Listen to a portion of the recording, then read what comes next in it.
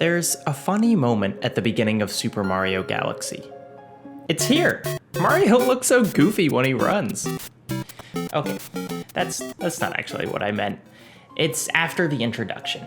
Peach's entire castle has been levitated off the ground by a freaking UFO, and it's been stolen through a wormhole, and Mario has apparently been sucked into the vacuum of space. You know, standard stuff.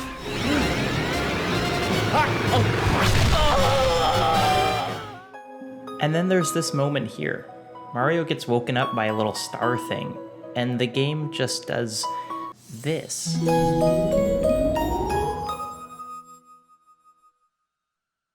I think about this moment a lot.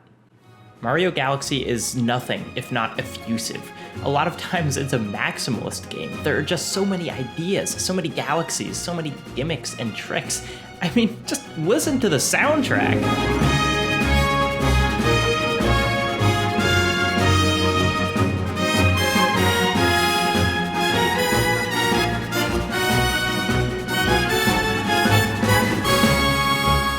Gusty Garden Galaxy might as well be Mozart's Ninth Concerto for video games. I mean, the level of enthusiasm and joy and capital O orchestration is off the charts here.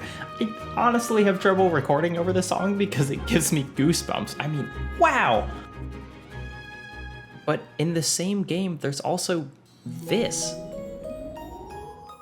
And I think this, as much as this, sets the stage for the whole experience.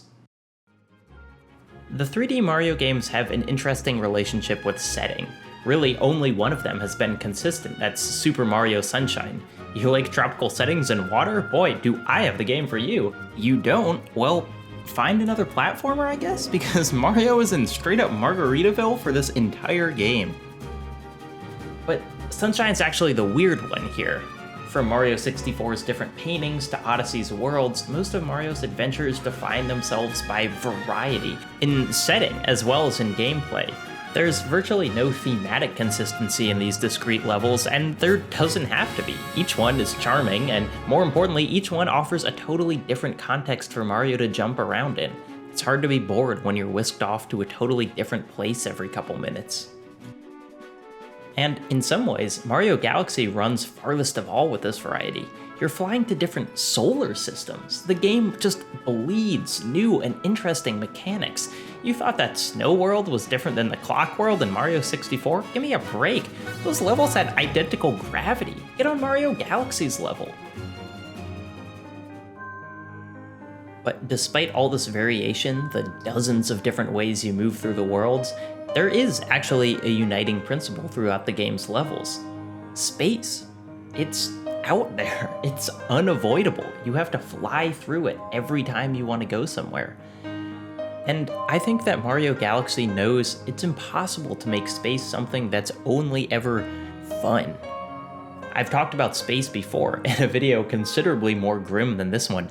Space Engine and Universal Paperclips force us to come to grips with our place in an infinite universe, and Mario Galaxy has no intentions of filling you with existential dread.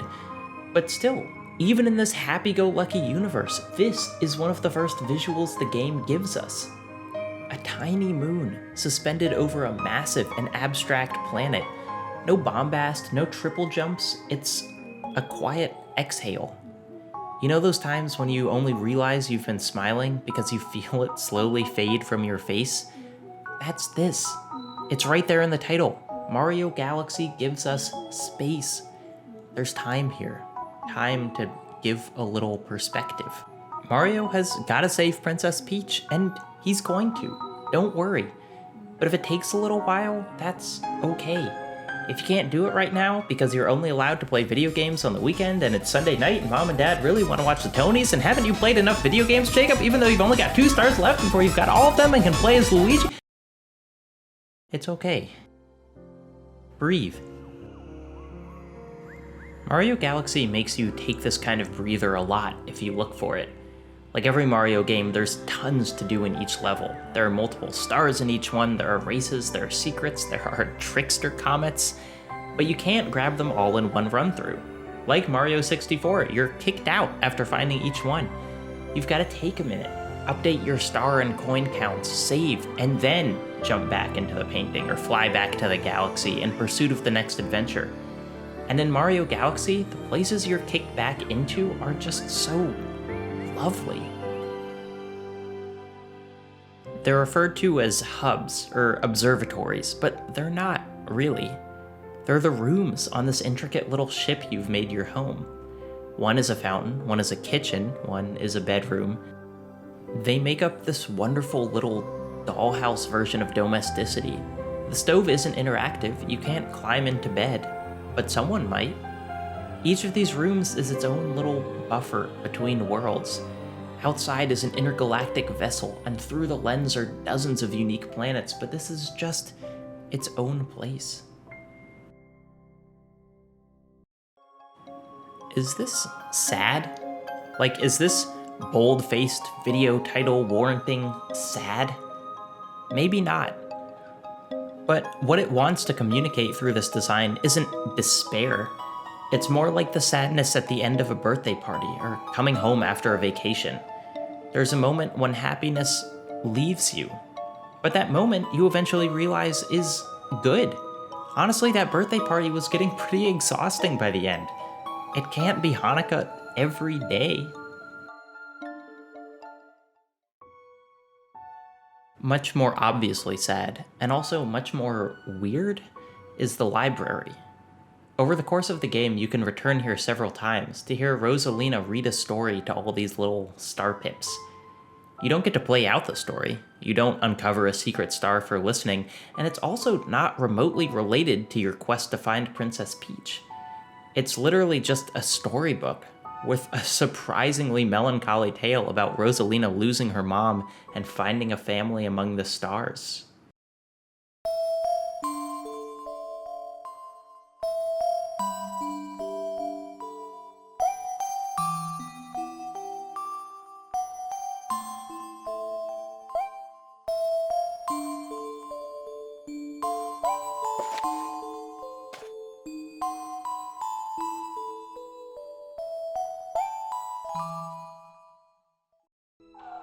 It almost reads like The Little Prince. Listen to a story, the game gently prompts you. Stop playing for a second. Go and listen and feel something that isn't quite joy.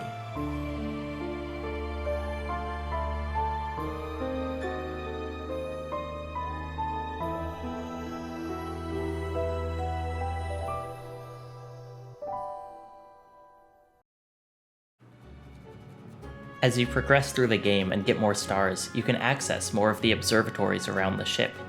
Each of them have their own set of accessible planets, systems, and stars to collect, but they also simply let you explore new places.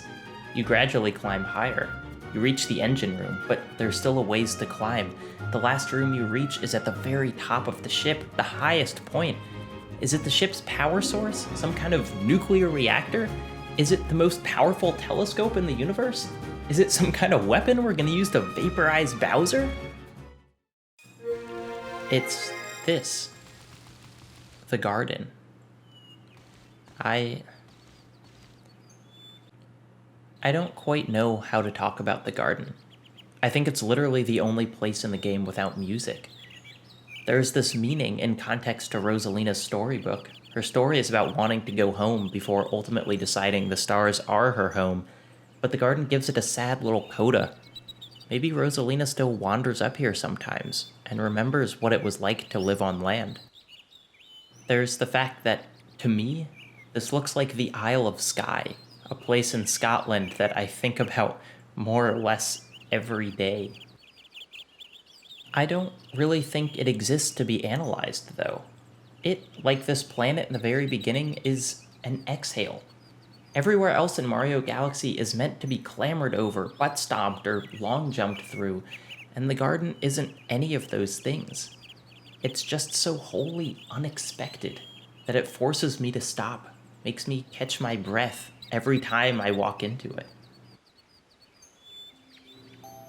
Even though Mario can seemingly soar through space with the greatest of ease, the feeling of the void is always present in Mario Galaxy. There are black holes, there are bottomless pits, there's just this sparkling nothing every time you look outside your immediate area. And Galaxy doesn't hide from that.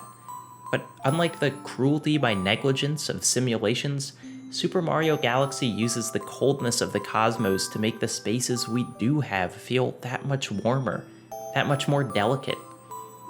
Maybe Mario could use a power-up to fly outside the atmosphere of the ship. Maybe he could hop these small rocks and wander out into the garden. But why would he want to? We've got everything we need right here.